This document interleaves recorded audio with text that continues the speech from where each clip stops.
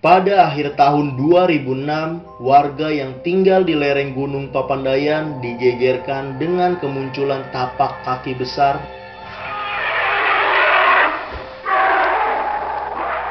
Assalamualaikum warahmatullahi wabarakatuh. Hello guys, selamat datang lagi di channel YouTube gue. Apa kabar kalian semuanya? Semoga kalian semua selalu dalam keadaan sehat walafiat, selalu bahagia, dan selalu semangat dalam menjalani aktivitas apapun. Di video kali ini gue akan membahas tentang kompilasi cerita horor atau disingkat kolor.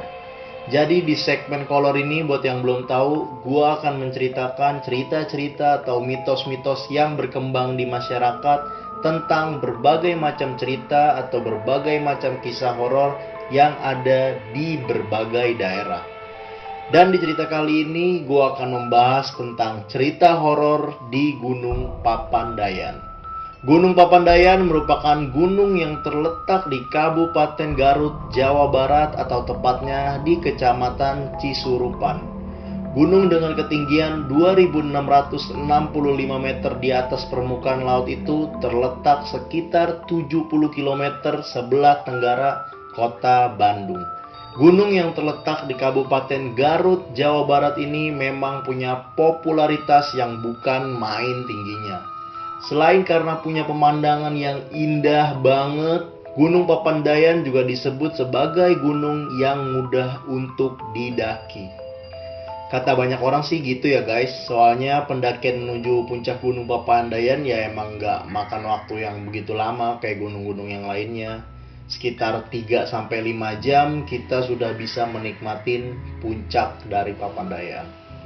Selain itu, daya tarik gunung ini juga terletak pada padang Edelweissnya yang diklaim sebagai yang terluas se-Asia Tenggara. Wow, luar biasa. Tapi siapa sangka nih guys, di Gunung Papandayan yang sangat indah ini ternyata ada juga loh misteri-misteri yang berkembang di masyarakat tentang Gunung Papandayan. Apa aja misteri-misteri yang ada di Gunung Papandayan? Mari kita bahas di video ini. Sebelum kita bahas lebih lanjut tentang cerita horor di Gunung Papandayan, jangan lupa like, comment, dan subscribe dulu channel ini untuk menunjukkan dukungan kalian terhadap channel ini dan agar channel ini semakin berkembang.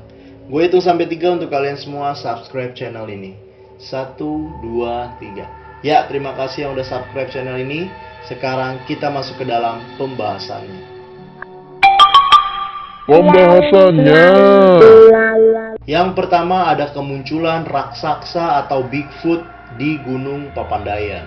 Pada akhir tahun 2006, warga yang tinggal di lereng Gunung Papandayan digegerkan dengan kemunculan tapak kaki besar.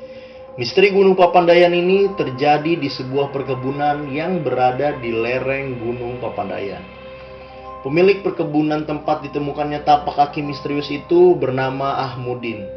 Pria tersebut menemukan tapak kaki manusia dengan ukuran yang sangat tidak wajar.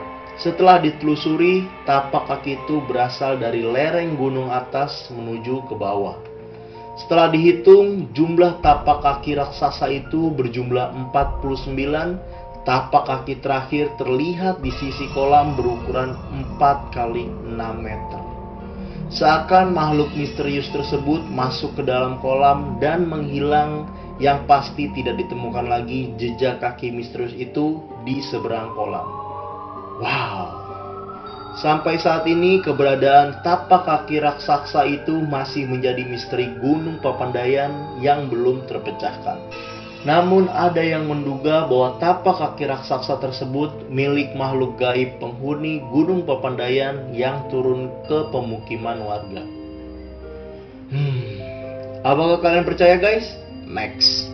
Yang kedua ada pesona angker dan mistis hutan mati. Salah satu spot di Gunung Papandayan yang menarik perhatian para pendaki adalah hutan mati. Hutan ini merupakan hutan yang terbakar akibat erupsi Gunung Papandayan yang telah mengalami 4 kali letusan. Letusan di tanggal 12 Agustus tahun 1772 adalah yang paling dahsyat karena menghancurkan 40 desa dan menewaskan 2.900 jiwa. Wow. Hutan mati dulunya adalah sebuah hutan yang rimbun dan banyak ditumbuhi oleh pepohonan. Akan tetapi setelah mengalami letusan Gunung Papandayan selama 4 kali berturut-turut, semua pohon di hutan ini terbakar dan mati. Sisa-sisa pohon yang terbakar nampak hitam dan memenuhi area hutan mati. Selain menimbulkan kesan angker, ternyata hutan mati ini juga menjadi spot yang instagramable nih guys. Hampir setiap pendaki yang melintasi hutan mati pasti mampir dan berfoto-foto di sini. Yang kelihatannya angker justru tidak seangker yang kalian bayangkan nih guys. Gak ada salahnya juga jika kalian mampir ke sini, kalian boleh foto-foto di hutan mati ini. Yang ketiga ada larangan di Gunung Papandayan. Tidak boleh berlaku tidak sopan, tidak boleh berkata kasar, dan berbagai macam tidak pasti pernah Anda dengar ketika hendak mendaki gunung. Sejumlah pantangan saat mendaki gunung itu memang wajar ya guys. Mengingat gunung adalah sebuah tempat yang banyak dihuni oleh makhluk gaib, maka sebaiknya kita menjaga tutur kata dan perilaku saat mendaki agar tidak diganggu dengan makhluk gaib. Sejumlah pantangan umum tersebut berlaku ketika Anda mendaki gunung manapun. Namun ada sebuah larangan di Gunung Papandayan yang unik nih guys, dan terbukti katanya nyata. Larangan tersebut berkaitan dengan hujan dan angin. Jadi saat ada angin kencang yang menghembus ke arah pendaki, maka hal yang harus dilakukan oleh pendaki tersebut adalah diam sejenak dan tidak melanjutkan perjalanan. Suatu ketika larangan tersebut di Gunung Papandayan ini dilanggar oleh sekelompok pendaki. Ketika ada angin kencang, mereka tetap melanjutkan perjalanan sambil terus bercakap-cakap. Namun tak lama hujan turun begitu deras sehingga mau tidak mau mereka harus berhenti dan berteduh sampai hujan reda. Kala hujan telah berhenti, mereka bermaksud untuk melanjutkan perjalanan. Akan tetapi tiba-tiba angin kencang berhembus lagi sebanyak 3 kali.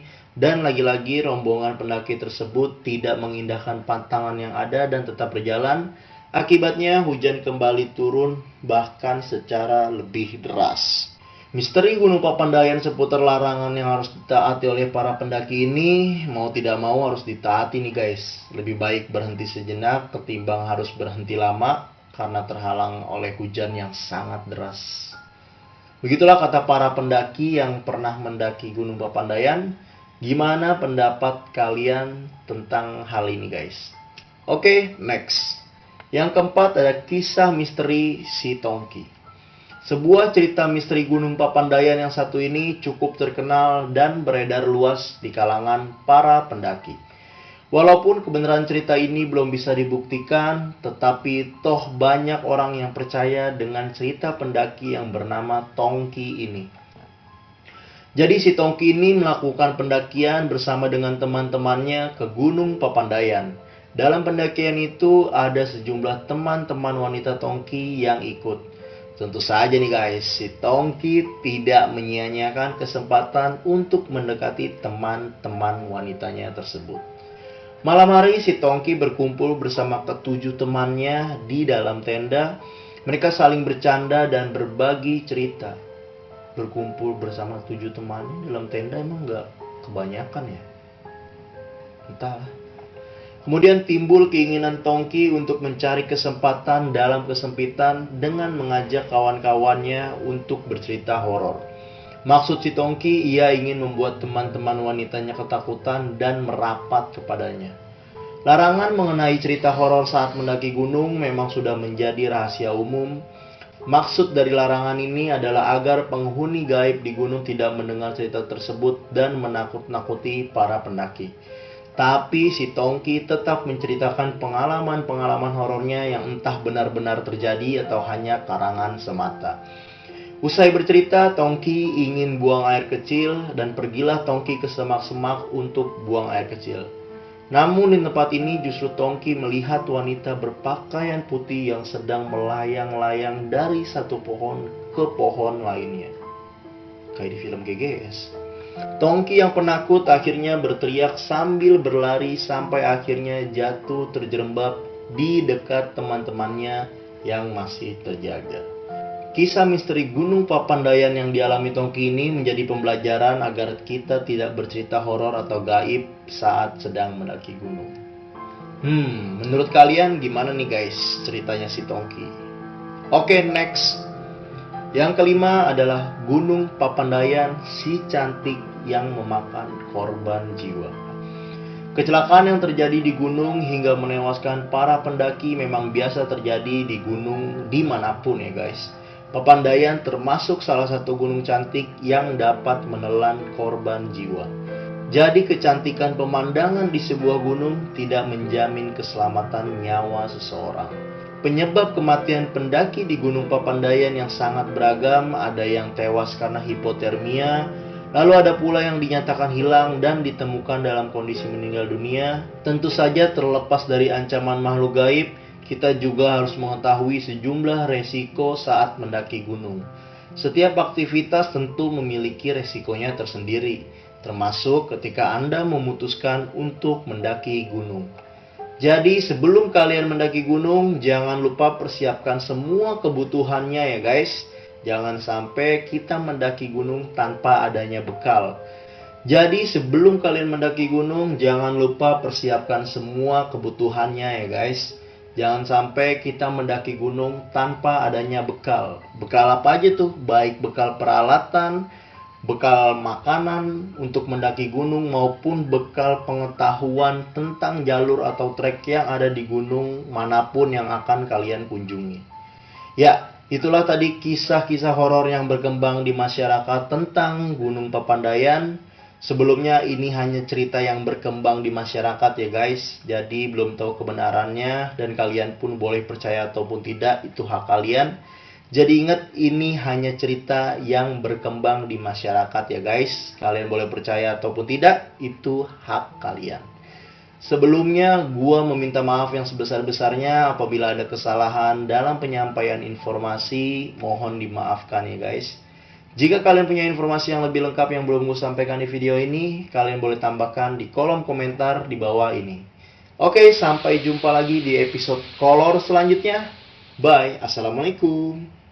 Terima kasih telah menonton video ini. Jika kalian menyukainya, jangan lupa untuk like, komen, dan subscribe agar channel ini bisa terus berkembang dan upload secara terus-menerus. Jika ada kritik dan saran, kalian boleh tambahkan di kolom komentar. Karena kritik dan saran dari kalian sangat-sangat kami butuhkan agar channel ini menjadi lebih baik dan terus berkembang. Terima kasih.